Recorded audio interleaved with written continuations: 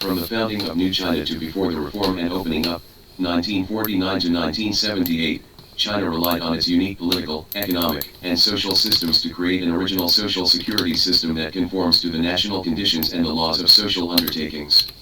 This system focuses on the priority development of social undertakings, embeds social security into the basic political and economic system, has a high level of welfare and public welfare, combines it with mass work, and adopts a localized path that suits national conditions.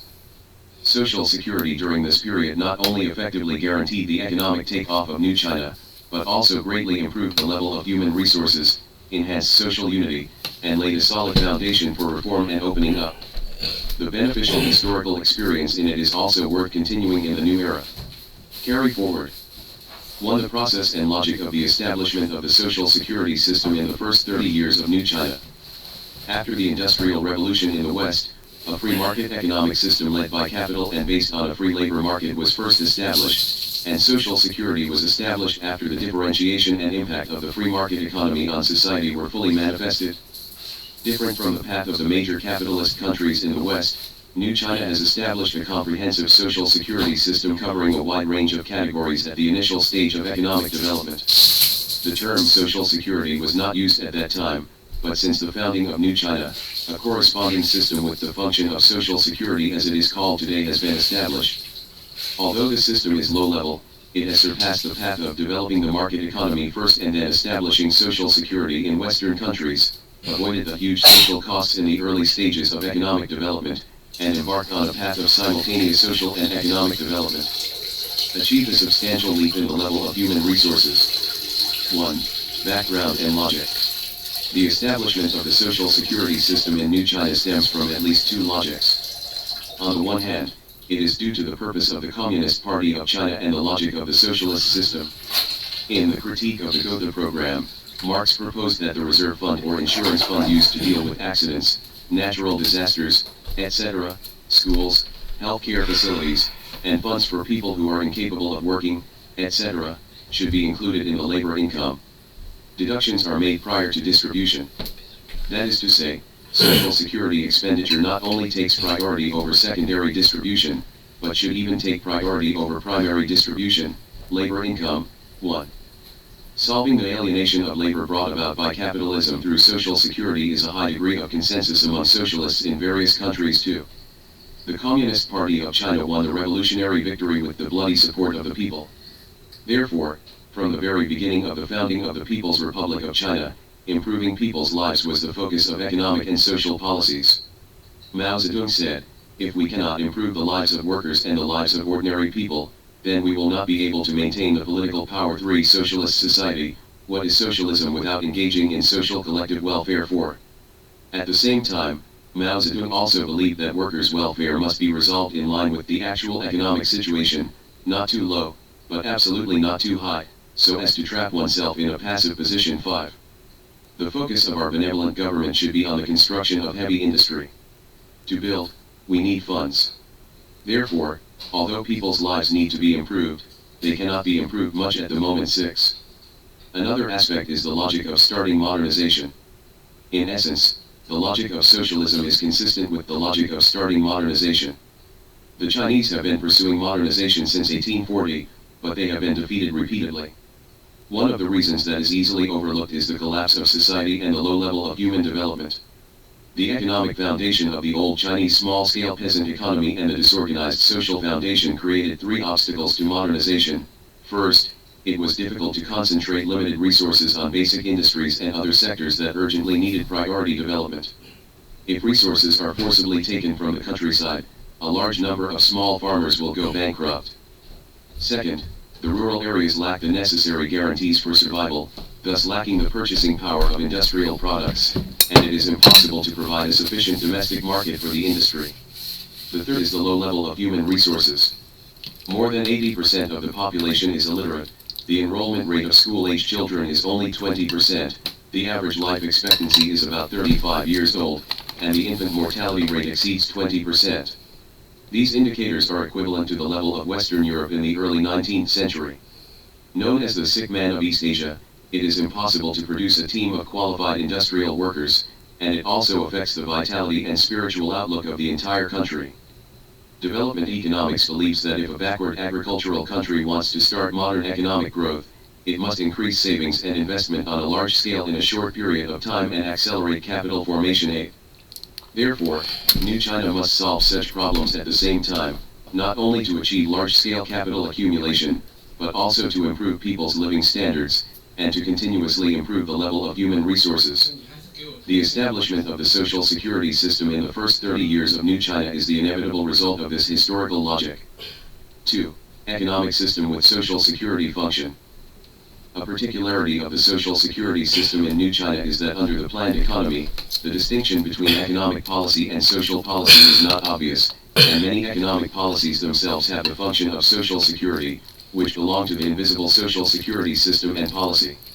In terms of social and economic development, China puts social equity as the priority concept of the entire country's development. The party and the government are committed to eliminating the three major differences: the difference between workers and farmers, the difference between urban and rural areas, and the difference between physical labor and mental labor. These ideas are reflected in the economic policy designing. Such regimes fall into at least three categories. One is a relatively fair social foundation built through social revolution. The Communist Party of China led the most thorough social revolution in Chinese history, which was rare in world history. It broke up various interest groups at that time, created a fair society, and released the wealth previously occupied by a few privileged groups. Investment for industrialization and improvement of people's livelihood. Democratic reforms were carried out in the old factories in the city, and an ownership system dominated by ownership by the whole people and collective ownership was established. Land reform was carried out in the countryside, and about 300 million landless peasants, accounting for 70 to 80% of the rural population at that time, were allocated about 700 million mu of land and a large number of agricultural animals, farm tools, and other means of production, which exempted them from paying for land every year in the past. Landlords paid about 70 billion catties of grain rent. These practices themselves allow laborers to occupy the means of production, which is a kind of invisible social security. The second is the unified purchase and marketing of basic living materials and the distribution system. Since 1953, in order to solve the contradiction between supply and demand of grain brought about by industrialization, a unified grain purchase and marketing system has been gradually implemented. The state purchases grain from farmers, restricts private business transactions, and implements planned supply to about 200 million urban residents. Later, the method of quantitative supply was gradually extended to daily necessities such as non-staple food, clothing, and daily industrial products. At the same time, vigorously develop public consumption and limit private luxury consumption. Cities have established labor insurance and public service systems including medical care, education, housing, pensions, work-related injuries, pensions, etc., and rural areas have also established basic education and cooperative medical care based on people's communes.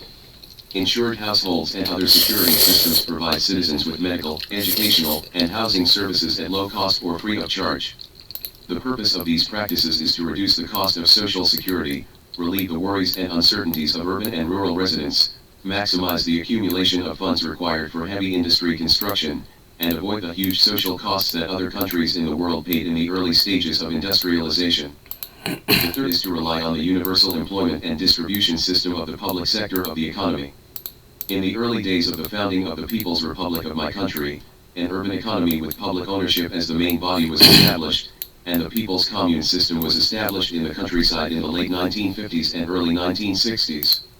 State-owned enterprises and people's communes are both economic organizations and social security organizations. Implementing population control in cities is tantamount to controlling the supply of labor, avoiding the disadvantaged status of workers caused by labor market competition, and establishing a practical lifelong employment system for all in cities, which itself has invisible employment security, income security, and social assistance functions. At the same time, under the planned economy, population migration can be carried out across regions and established systems. For example, in 1956, the Jiaxing Special Zone of Zhejiang Province and Jiangxi Province required Shanghai to transfer 100,000 and 500,000 unemployed persons capable of engaging in agricultural production to work respectively. A form of employment security. In rural areas, the People's Commune system includes the functions of employment and minimum living security, disaster relief, and social assistance. The People's Commune implements the system of collective accounting and collective distribution, which plays the role of invisible social security. Most of the impacts of natural disasters and man-made disasters on the lives of commune members can be resolved through internal assistance in the commune. The system of basic rations plus distribution according to work is implemented in the distribution of rations, and the proportion of rations distributed on average per capita generally reaches 70 to 80%. Members, especially those with a large population and a small labor force, need food rations. The Rural People's Commune system also organizes potential surplus labor, avoiding the situation of large numbers of unemployed people in need of financial assistance in other developing countries. The essence of these economic systems is to reduce the degree of commodification of labor and basic means of living, offset the alienation of people brought about by the power of capital, and create conditions for the full and free development of people. This is consistent with the starting point of social security in Western countries. Therefore, these systems all have the function of social security. American scholars believe that Mao Zedong's government made the new China more socially just than the old China in three ways. Remuneration is largely determined by work and no longer by birth or possession of land and capital, so China's product distribution has become the most equal in the world. One of the ways of distribution, the absolute poverty and penniless death of the few. The basic means of progress, first of all healthcare and primary education, are no longer commodities that only a few can buy. 10. This is a concentrated summary of the invisible social security function of the economic system in the first 30 years of New China. 3. Establishment of urban social security system. On the basis of the above-mentioned economic system, New China has also established several typical social security systems in urban and rural areas, which together with the basic economic system constitute the institutional system of social security. In cities, it is mainly the labor insurance system. In 1951, 1953, and the early 1960s, the Government Council successively promulgated and revised the labor insurance regulations, formulated the draft amendment to the implementation rules of the insurance regulations and a series of policy regulations. 94% of the total number of employees. 11. Detailed provisions have been made on work-related injury and disability treatment, disease, non-work-related injury and disability treatment, treatment of workers and employees and their immediate family members who support them when they die, pension treatment, maternity treatment, collective labor insurance, etc. It can be said that it provides urban residents with from the cradle to the grave protection project.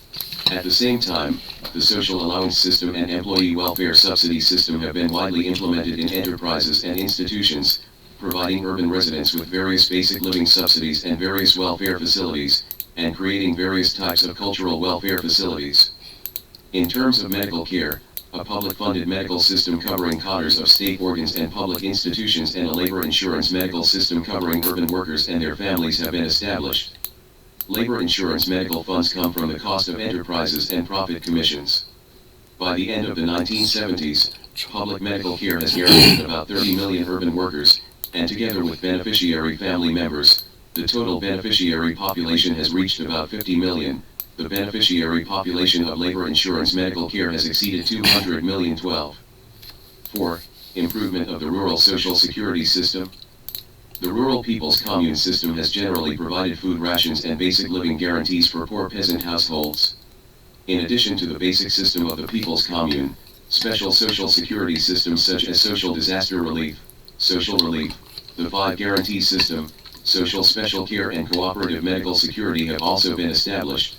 The regulations on the work of Rural People's Commune, draft amendment, passed by the 10th plenary session of the 8th Central Committee in September 1962 required that members who had difficulties in living should be given subsidies after discussion and approval by the members. Appropriate subsidy for work points or food at the end of the year, and withdrawal of subsidy from the collective public welfare fund, etc. The state will give relief to the poor who still have difficulties in life after arranging production, increasing income, and collective supply, and subsidies. According to statistics, from 1955 to 1978, the state used 2.2 billion yuan to relieve the poor in rural areas, basically guaranteeing the livelihood of the vast majority of poor rural households. The 5 Guarantee Household Support System is mainly aimed at giving proper care in production and life to widowed and lonely members who lack labor and have no production to rely on, so as to ensure food, clothing, burning, fuel, education, children and teenagers, and burial. so that their life, death, and burial can be relied on. Preferential care is given to martyrs, disabled soldiers, and demobilized veterans living in rural areas to ensure that the lives of martyrs are slightly higher than the actual living standards of ordinary members, and that the lives of military members are equivalent to the actual living standards of ordinary members. In addition to the above-mentioned security system in terms of production and life, the rural health revolution occurred in the 1960s, and basic medical security was popularized in rural areas. On June 26, 1965, Mao Zedong made an instruction to put the focus of medical and health work on rural areas in response to the problems existing in rural health and medical work. In 1968, Mao Zedong personally wholesaled the experience of the cooperative medical system in the Lingwen commune of Chanyang County, Hubei.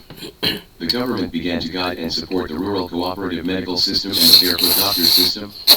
By 1976, the proportion of production brigades that implemented the cooperative medical system was as high as 93%, covering 85% of the country's rural population. More than 65% of the national health expenditure is used in rural areas, forming a three-level, county, township, village, health service network integrating prevention, medical treatment, and healthcare functions. This health revolution in rural China has basically achieved the goal of leaving the village for minor illnesses and leaving the countryside for serious illnesses, and has been hailed by the World Health Organization and the World Bank as a unique model for underdeveloped countries to achieve primary health care. 1314. The United Nations Women's and Children's Fund stated in its 1980 to 1981 annual report, China's barefoot doctor system provided primary care in backward rural areas, and provided a model for underdeveloped countries to improve their medical and health standards. 15. Two main features of the social security system in the first 30 years of New China. The social security system established in the first 30 years of New China is unique. This uniqueness comes from several aspects.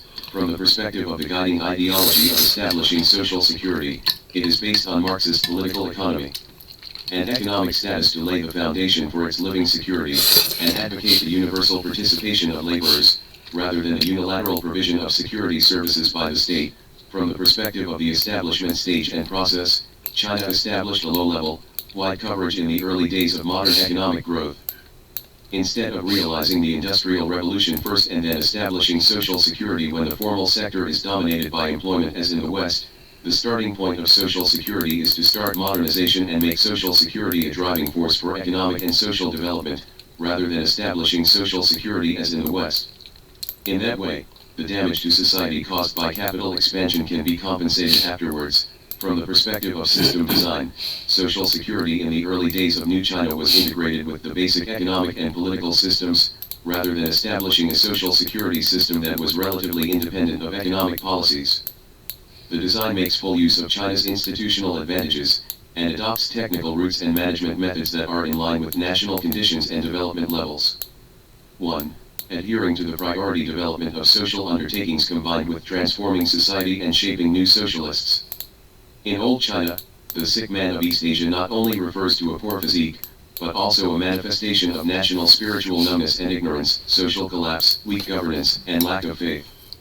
The New China did not follow the path of most countries to solve economic problems first and then solve social problems. Instead, it took social undertakings including social security as an important way to transform national character and shape socialist newcomers, so that social construction was synchronized or even prior to economic construction. When the level of economic development is very low, all citizens have the most basic social security. Judging from the results, this policy has made China's level of human development significantly higher than that of countries with the same level of economic development. In 1960, China's life expectancy was equivalent to the average value of countries with the same level of economic development, but in 1981 it far exceeded the average value of countries with the same level of economic development, indicating that human development was ahead of economic growth during the period 1960 to 1981. 2. Embedding social security functions into the basic system, focusing on eliminating poverty, unemployment, and inequality from the source. In the first 30 years of the People's Republic of China, the focus of social security was not to fill in gaps after the fact, but to eliminate poverty, unemployment, and inequality from the source. This is also based on the reality of developing countries. In a modernized West with a stable middle-income class, social security focused on the few losers in market competition. However, In the early stages of economic development in developing countries like China, most of the citizens are on the verge of basic food and clothing, and the rural areas do not have the conditions to build social security that relies on the formal tax system as in developed countries. Therefore, social security focuses on the system basically guarantee the basic survival and development of most people. Proceeding from this logic, New China has established a governing philosophy that puts fairness first. By establishing a political and economic system in which the people are the masters of the country, the allocation of resources is inclined to ordinary workers. Enterprises, institutions, and rural collective organizations are not only economic departments, but it is also the Department of Social Security and Public Services. In contrast, although the old Chinese Kuomintang government also established disaster relief activities such as grain relief, silver relief, work-for-work relief, porridge distribution, housing support, and tax reduction and exemption, but because it did not solve the fundamental problem of ownership of means of production, the effect of measures is very limited. After the founding of New China, Mao Zedong emphasized many times that if the collective economy in the countryside was shaken, the rural areas would not need it for 2 years, and there will be class divisions in more than a year. Poor peasants go bankrupt 16, which is reflected here by solving the ownership system. This fundamental problem avoids polarization and bankruptcy at the source. 3. Social Security has a high level of welfare and public welfare. In terms of financing, due to the high accumulation, low-income distribution method implemented in general at that time, Social Security basically did not rely on individual payment, but was funded by the state and the collective from finance, state-owned enterprise costs, people's communes provident funds and public welfare funds. Directly listed in China, the benefit does not depend on the individual's payment, but enjoys the benefits inclusively. From the perspective of service provision, since the medical care, elderly care, education, housing, and other institutions that Social Security relies on are also public welfare, mainly supported by public funding, and lack of profit seeking, they can provide services according to social needs and avoid service institutions. The pressure on Social Security costs caused by the commercialization of the prices of medicines and other related products are also set by the government, adhering to the principle of keep the price of medicines low and operate with meager profits. 4. Combining Social Security and mass work, relying on the mutual assistance of formal finance and multi-level organizations such as collectives and communities. For a developing country like China, the number of people employed in the formal sector does not account for the majority, and there is no condition to build a social security system that relies on a formal tax system and has a high cost like developed countries. New China's social security system fully utilizes the rigorous and efficient organizational capabilities of the Communist Party of China, and makes up for the lack of economic resources through a rigorous organizational system. Most social security systems rely on grassroots organizations to provide protection through mutual assistance among members of collective organizations, rather than relying on the tax system and professional service system, such as commercial insurance, etc., with high costs. This interpersonal mutual assistance model is actually more cost-effective than the service model relying solely on professionals, and it is also more conducive to adapting measures to local conditions and enhancing social unity to meet the needs of human development. 5. Giving priority to guaranteeing basic needs and adopting low-cost appropriate services. Subject to the distribution pattern of high accumulation and low consumption, Social Security in this period prioritized and equitably guaranteed the most basic needs and restricted diversified needs in terms of security benefits. Labor insurance in cities and social security systems in rural areas are mainly based on age, family size, and other indicators and actual needs to allocate security resources to limit luxury and diversified consumption. In the production of human capital such as health and education, a large number of labor-intensive technologies are adopted, such as barefoot doctors and private teachers, instead of the capital-intensive technologies that dominate Western society.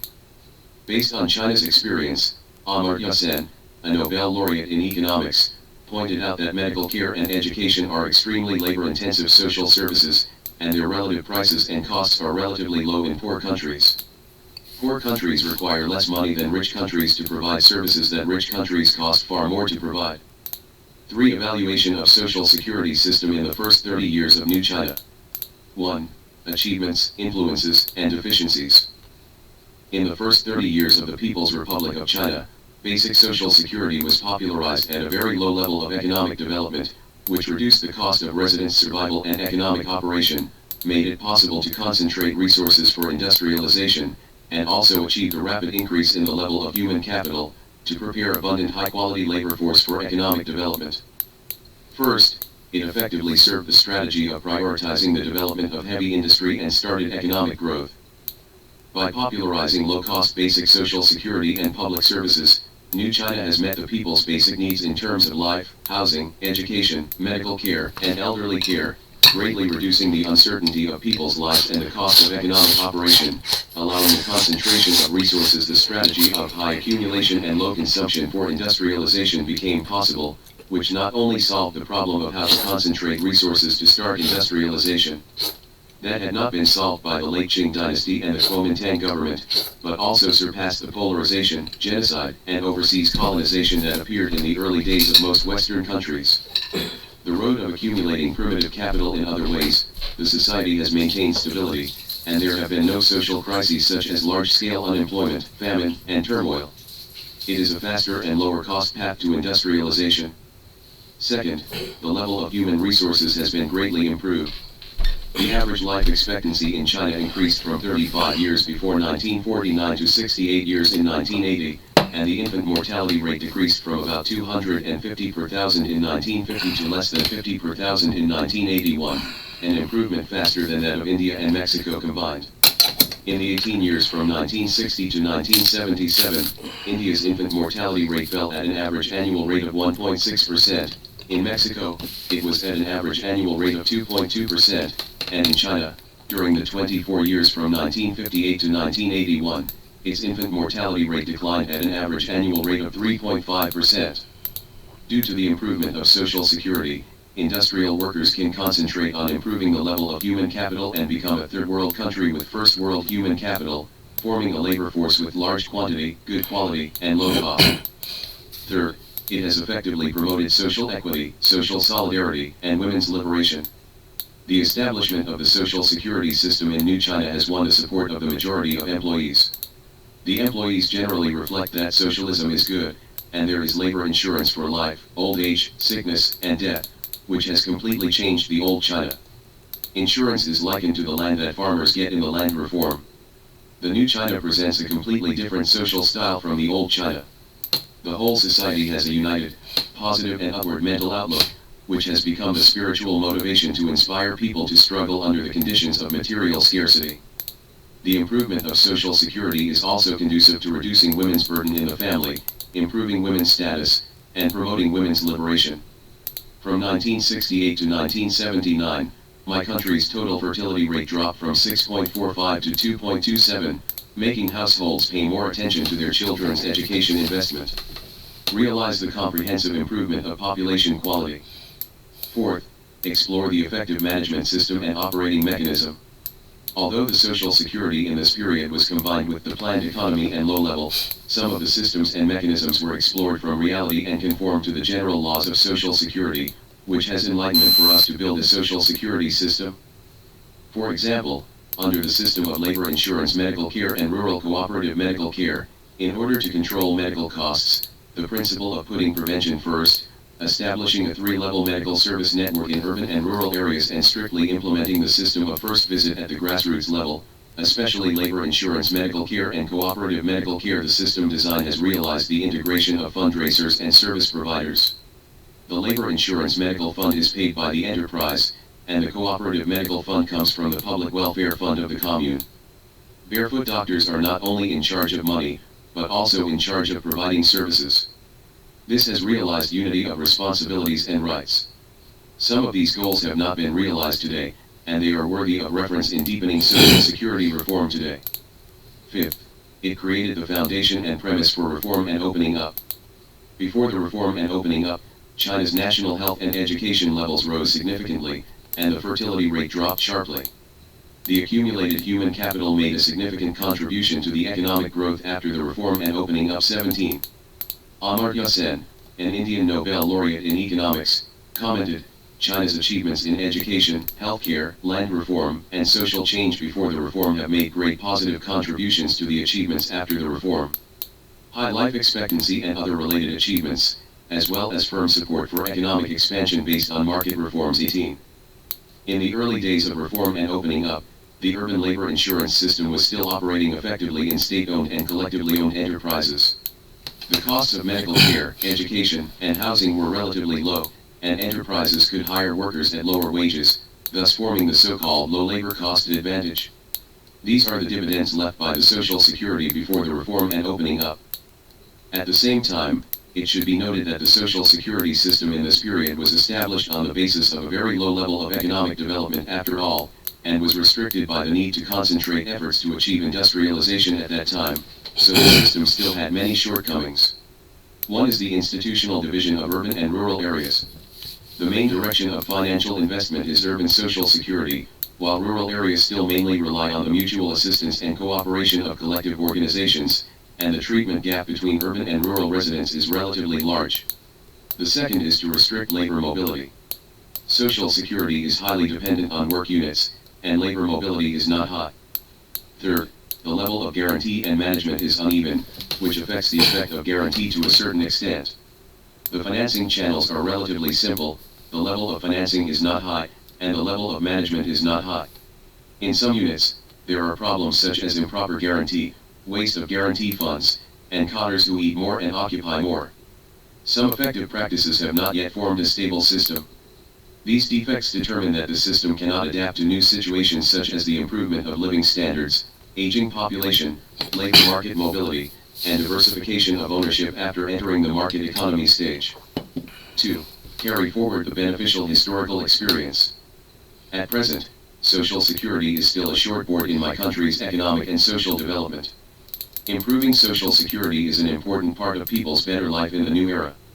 General Secretary Xi Jinping pointed out, the historical period before the reform and opening up must be correctly evaluated.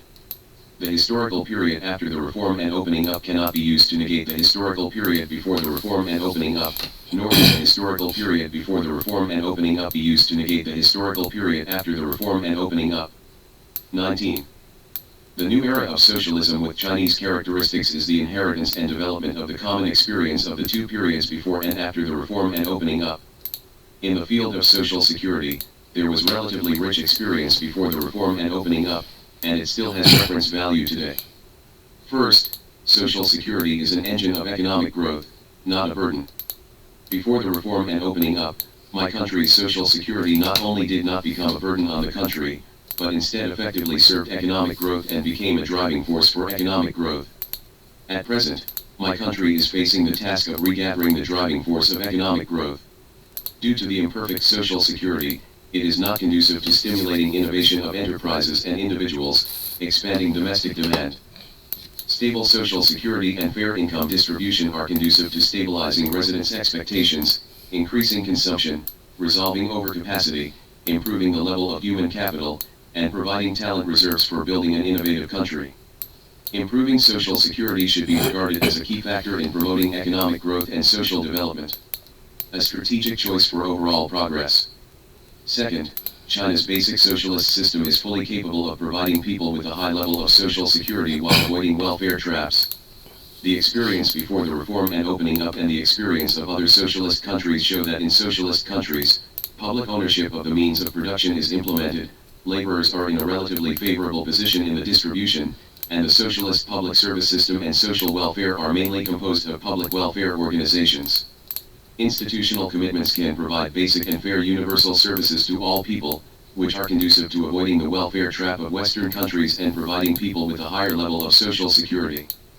Our country really wants to avoid the welfare trap, but it cannot do nothing in terms of Social Security because of this.